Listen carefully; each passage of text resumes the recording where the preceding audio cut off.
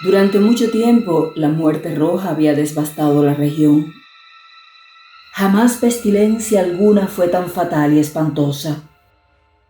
Su avatar era la sangre, el color rojo, el horror de la sangre.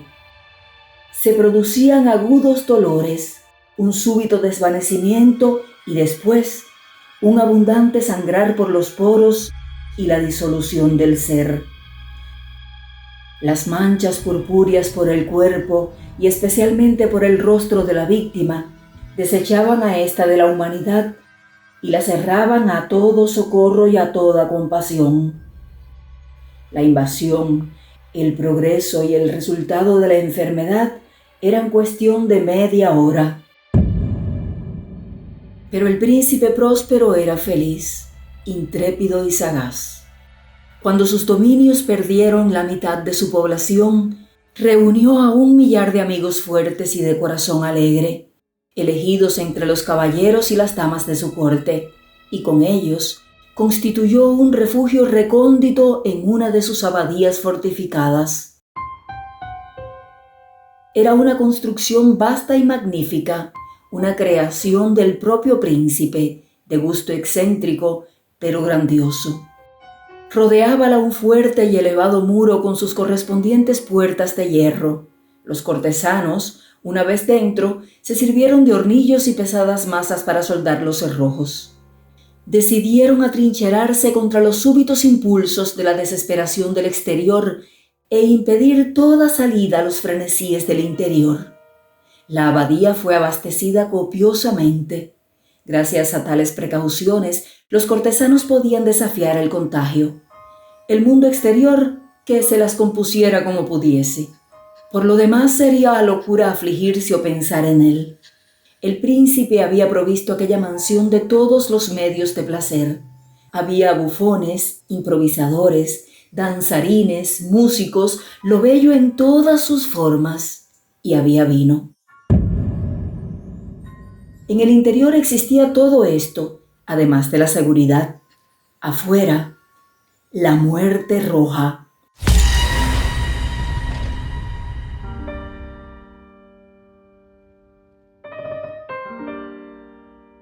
Ocurrió a fines del 5º o 6º mes de su retiro, mientras la plaga hacía grandes estragos afuera, cuando el príncipe próspero proporcionó a su 1 millar de amigos un baile de máscaras de la más insólita magnificencia. Qué voluptuoso cuadro el de ese baile de máscaras. Permítanme describir los salones donde tuvo efecto.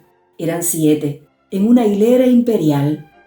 En muchos palacios estas hileras de salones constituyen largas perspectivas en línea recta cuando los batientes de las puertas están abiertos de par en par, de modo que la mirada llega hasta el final sin obstáculo. Aquí el caso era muy distinto. Como se podía esperar por parte del duque y de su preferencia señaladísima por lo bizarre, las salas estaban dispuestas de modo tan irregular que la mirada solamente podía alcanzar una cada vez. Al cabo de un espacio de 20 o 30 yardas, encontrábase una súbita revuelta, y en cada esquina, un aspecto diferente. A derecha e izquierda, en medio de cada pared, una alta y estrecha ventana gótica comunicaba con un corredor cerrado que seguía las sinuosidades del aposento. Cada ventanal estaba hecho de vidrios de colores que armonizaban con el tono dominante de la decoración del salón para el cual se abría. El que ocupaba el extremo oriental, por ejemplo, estaba decorado en azul y los ventanales eran de un azul vino. El segundo aposento estaba ornado y guarnecido de púrpura y las vidrieras eran purpúreas. El tercero enteramente verde y verdes sus ventanas. El cuarto, anaranjado, recibía la luz de una ventana anaranjada, el quinto blanco y el sexto violeta. El 7º salón estaba rigurosamente forrado por colgaduras de terciopelo negro, que revestían todo el techo y las paredes, y caían sobre un tapiz de la misma tela y del mismo color. Pero solamente en este aposento el color de las vidrieras no correspondía al del decorado. Los ventanales eran escarlata, de un intenso color de sangre. Ahora bien, no veíase lámpara ni candelabro alguno en estos 7 salones, entre los adornos de oro esparcidos por doquier o suspendidos de las paredes o del techo artesonazo. Ni lámparas ni velas, ninguna claridad de esta clase en aquella larga hilera de habitaciones. Pero en los corredores que la rodeaban, exactamente enfrente de cada ventana, levantábase un enorme trípode con un brasero resplandeciente que proyectaba su claridad a través de los cristales coloreados e iluminaba la sala de un modo deslumbrante. Producíase así una infinidad de aspectos cambiantes y fantásticos, pero en el salón de poniente, en la cámara negra, la claridad del brasero, que se reflejaba sobre las negras tapicerías a través de los cristales sangrientos, era terriblemente siniestra y prestaba a las fisionomías de los imprudentes que penetraban en ella un aspecto tan extraño que muy pocos bailarines tenían valor para pisar su mágico recinto.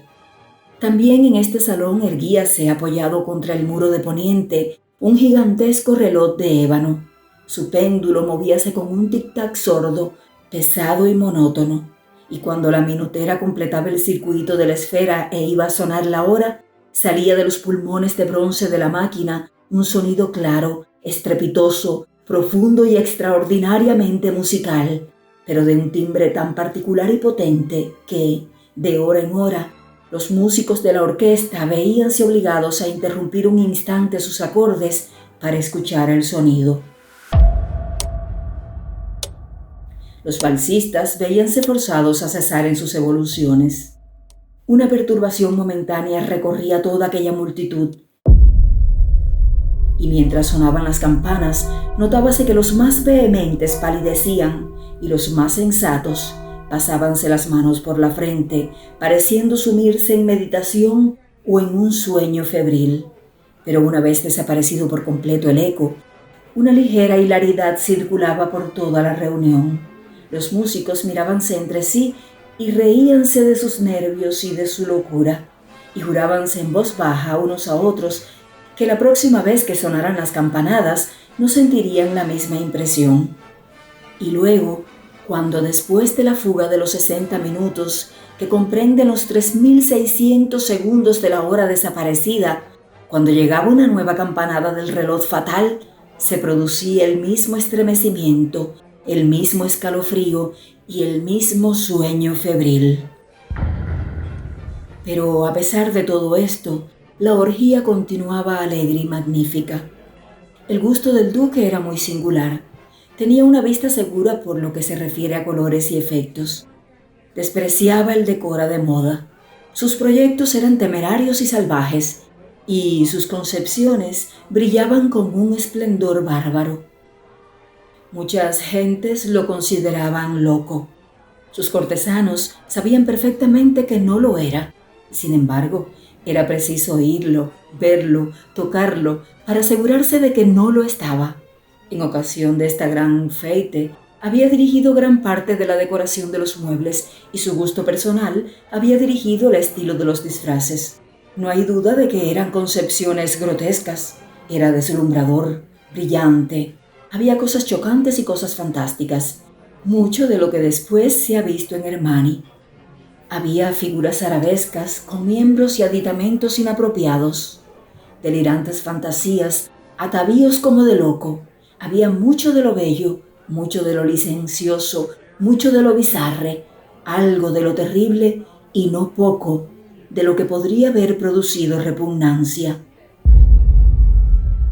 De un lado a otro de las 7 salas pavoneábase una muchedumbre de pesadilla, y esa multitud, la pesadilla, contorsionábanse en todos los sentidos, tiñéndose del color de los salones, haciendo que la música pareciera el eco de sus propios pasos. De pronto, repica de nuevo el reloj de ébano que se encuentra en el salón de terciopelo. Por un instante queda entonces todo parado, todo guarda silencio, excepto la voz del reloj. Las figuras de pesadilla quedan yertas, paradas, pero los ecos de la campana se van desvaneciendo. No han durado sino un instante, y apenas han desaparecido, una risa leve, mal reprimida, se cierne por todos lados y una vez más la música suena, viven los ensueños.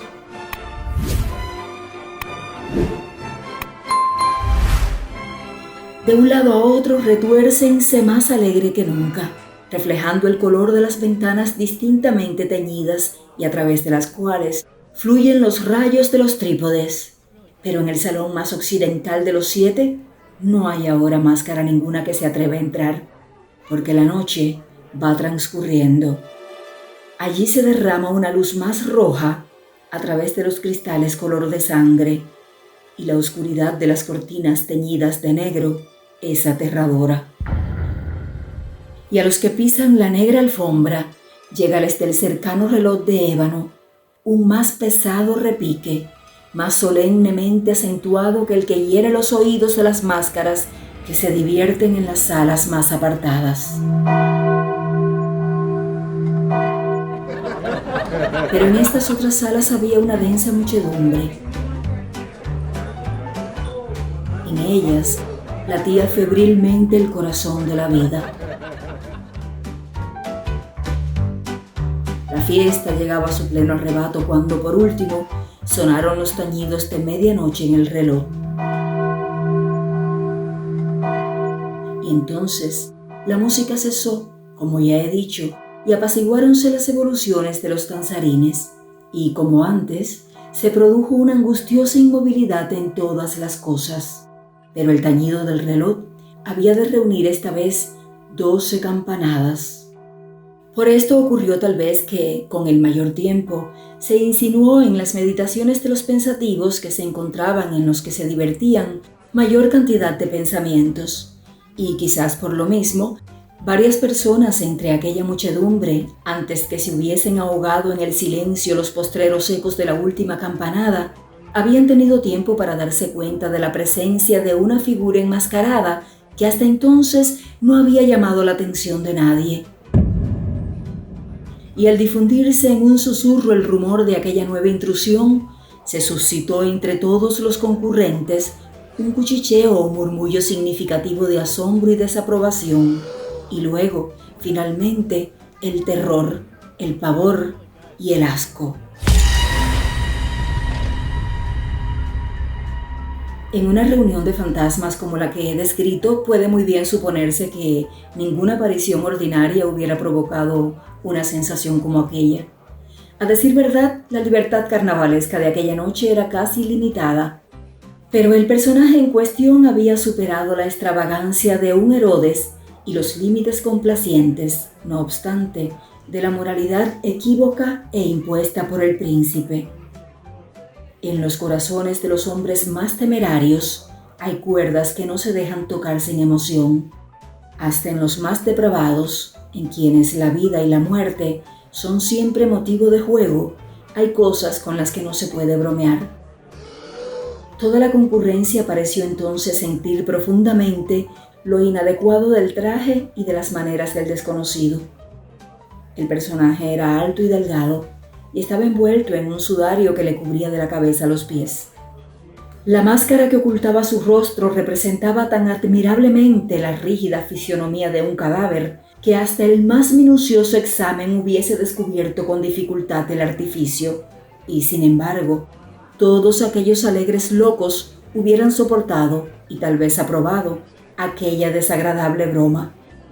Pero la máscara había llegado hasta el punto de adoptar el tipo de la muerte roja.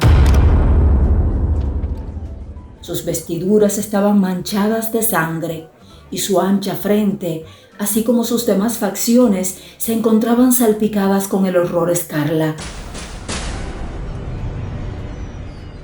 Cuando los ojos del príncipe próspero se fijaron en aquella figura espectral, que con pausado y solemne movimiento, como para representar mejor su papel, pavoneábase de un lado a otro entre los que bailaban, se le vio, en el primer momento, conmoverse por un violento estremecimiento de terror y de asco, pero un segundo después su frente enrojeció de ira.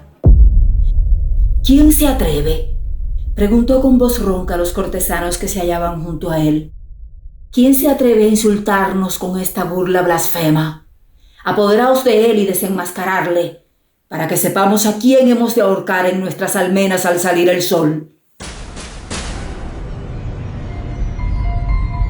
Ocurría esto en el Salón del Este, o Cámara Azul, donde hallábase el príncipe Próspero al pronunciar estas palabras.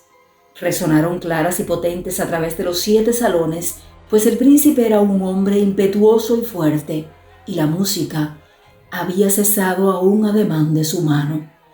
Ocurría esto en la Cámara Azul, donde hallábase el príncipe rodeado de un grupo de pálidos cortesanos.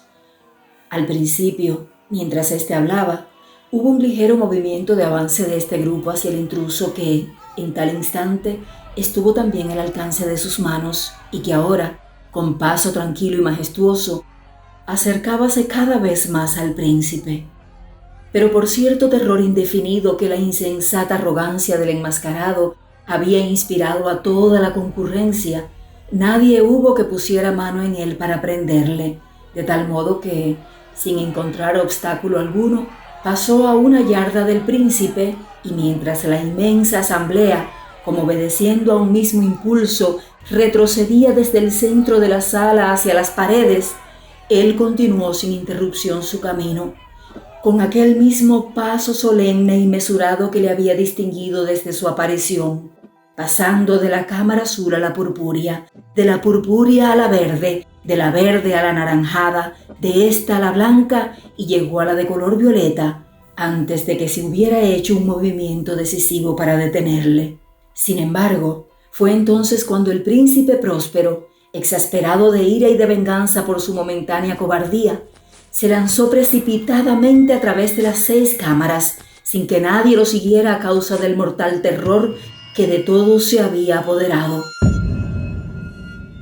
Blandía un puñal desenvainado y se había acercado impetuosamente a unos 3 o 4 pies de aquella figura que se batía en retirada, cuando ésta, habiendo llegado al final del salón de terciopelo, volvióse bruscamente e hizo frente a su perseguidor. Sonó un grito agudo y la daga cayó relampagueante sobre la fúnebre alfombra, en la cual, acto seguido, se desplomó, muerto, el príncipe Próspero. Entonces, invocando el frenético valor de la desesperación, un tropel de máscaras se precipitó a un tiempo en la negra estancia y agarrando al desconocido que manteníase erguido e inmóvil como una gran estatua a la sombra del reloj de ébano, exhalaron un grito de terror inexpresable, viendo que bajo el sudario y la máscara de cadáver que habían aferrado con energía tan violenta, no se hallaba forma tangible alguna. Y entonces reconocieron la presencia de la muerte roja. Había llegado como un ladrón en la noche, y uno por uno cayeron los alegres libertinos por las salas de la orgía, inundados de un rocío sangriento, y cada uno murió en la desesperada postura de su caída. Y la vida del reloj de ébano extinguióse con la del último de aquellos licenciosos, y las llamas de los trípodes se extinguieron, y la tiniebla, y la ruina, y la muerte roja tuvieron sobre todo aquello ilimitado dominio.